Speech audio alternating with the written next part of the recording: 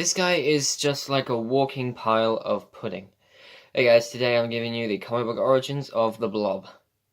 Literally, the Blob is one of the X-Men's oldest foes and a longtime associate of the Brotherhood of Evil Mutants.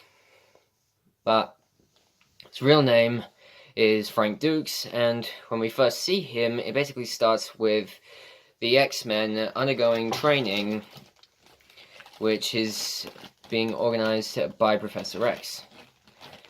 But he interrupts the training in order to tell them that he can sense a new mutant in the city.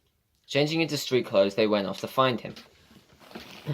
Coming across a carnival, they actually found him, a man called Frank Dukes, who also had a stage name called the Blob, as he was one of the attractions in the carnival.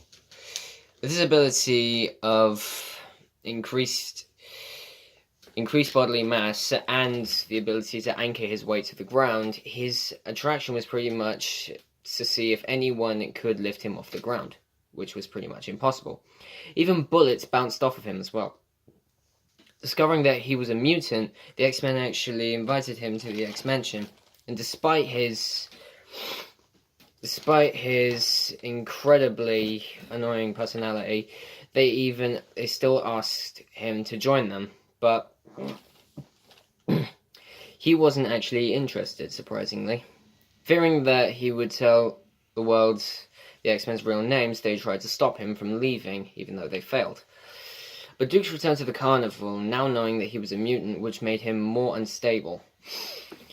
So he took over command of the carnival and organized all the people at the carnival to come together and attack the X-Men, since he said that it would make them famous. As they made their way to the X-Mansion, Professor X had foreseen an event like this and had an idea of wiping the existence of the X-Men from all their minds.